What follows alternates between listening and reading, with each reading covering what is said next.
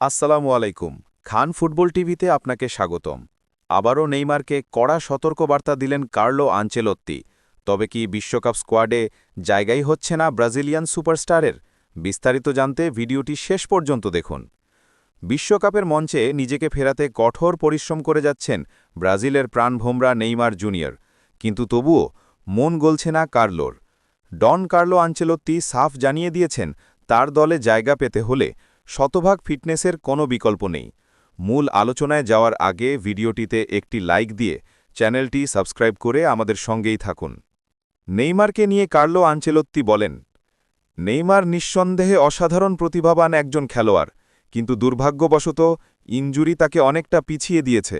আমার দলের আক্রমণ ভাগে প্রচুর প্রতিযোগিতা, তাই নেইমারকেও বাকিদের মতো নিজের যোগ্যতা ও ফিটনেস প্রমাণ করেই স্কোয়াডে জায়গা করে নিতে হবে। তিনি আরও যোগ করেন, নিয়মটা শুধু নেইমারের জন্যই নয়, ভিনিসিয়াসের জন্যেও সমান।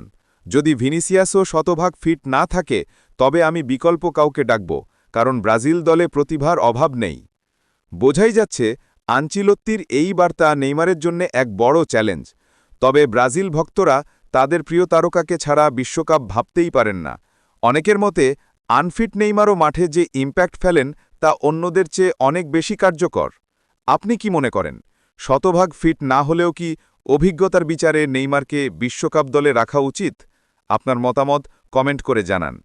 এমন সব এক্সক্লুসিভ খবরের জন্য সাবস্ক্রাইব করুন খান ফুটবল টিভি।